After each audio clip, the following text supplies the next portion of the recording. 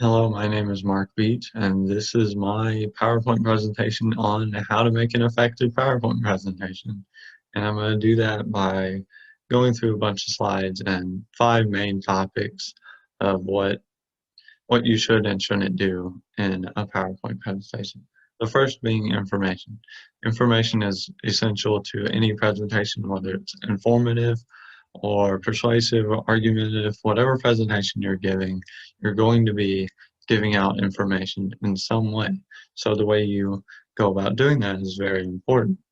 And one thing with PowerPoint presentations is you might feel inclined to fill your slide with a bunch of words, and that's not a good idea, to be blunt with you. It People probably aren't going to read what you have on the slides. I I know that me going through high school and even college, if I saw this, I wouldn't even bother to read the slide because that's just too much information to really go through and think about during a quick little presentation or even a long one. I don't really want to bother reading all that. I doubt most people would. So one rule of thumb that I really like to stick to is the 7 by 7 rule, 7 words per 7 lines. And that's a really good way to go about it, where you don't have a ton of words on the slides and you have quick little bullet points that are easier to digest for the audience and just more pleasing to look at, honestly, compared to a chunk of text on the screen. It's just better, easier to digest, easier to get stuff from. And along with that is speech. And by speech, I mean what you say during a presentation, like what I'm saying right now. Your words should be more than the text on the screen. Like, for example, if I'm doing my presentation on frogs and I get to my slide about some generic frog facts, and I just start reading them off like a group of frogs is called an army, frogs drank water through their skin, frogs are all over the world, yada, yada, yada.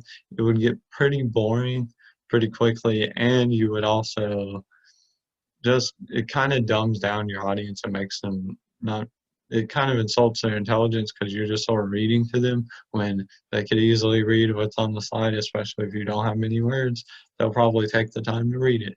So one thing you should do is you should add some words to it. Like for the frogs are all over the world point, you should say where they are, like how many countries they're in.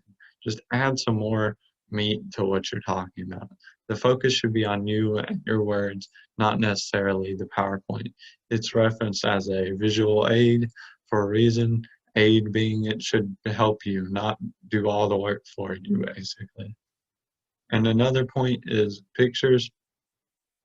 Pictures are very important.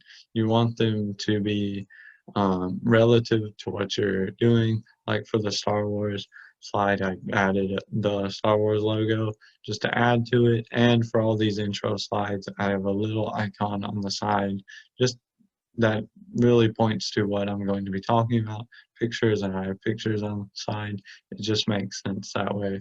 And you should probably address them. Like if I were to do my presentation on 5G wireless network like I did earlier in this semester, and I would just hit the slide and move on, people really wouldn't get anything out of it. But instead, what you should do is address the two photos, talk about them, what they mean, what's important about them, why you included them, and not just gloss over it and move on.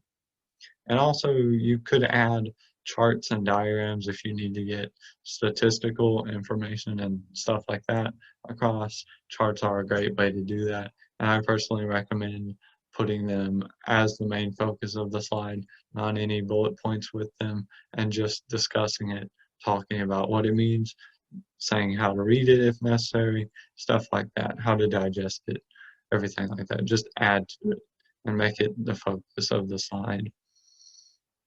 Also, for my fourth point, a big focus is design.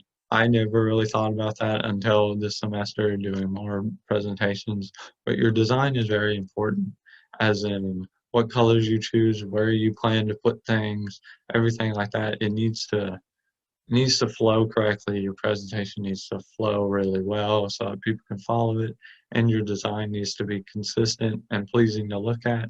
And for me, I like to go with a color theme that goes with what I'm talking about. Like for PowerPoints, the icon is like a reddish orange, so I went with an orange color for my little icons on the side, and just the general theme of the presentation, orange, black, and white, gave off really PowerPoint vibes, if you know what I mean. And for my 5G wireless presentation that I gave earlier, it it did a theme of blue because blue electricity just made sense that way, so I went with it. And yeah, design is very important. And my fifth and final point is the summary and like conclusion, ending slides. These are very important because I've seen some presentations where people will just stop the presentation right after a point and it will go to there are no slides left. You know what I'm talking about, that slide at the end of the PowerPoint, and it just kind of stops, and it's not very nice. It's a very jarring stop when you could add a summary slide like this one and a thank you slide like the one after this one to really tie the bow to your presentation and cap it off with something really nice at the end. Like, in summary, you want efficient information to get out there quickly, easy to digest, everything like that. You want more of you, less text. You should speak more and add to whatever words are typed on the screen. And you should have pictures that have a purpose, that are useful, that add to the presentation in some way and should be addressed in most cases. And your design should also be very pleasing and consistent and not switching all the time or out of place or anything like that. Easy to follow, easy to flow, everything like that. And so here's that thank you slide that I was talking about, which means our presentation is over. And thank you for listening, and goodbye.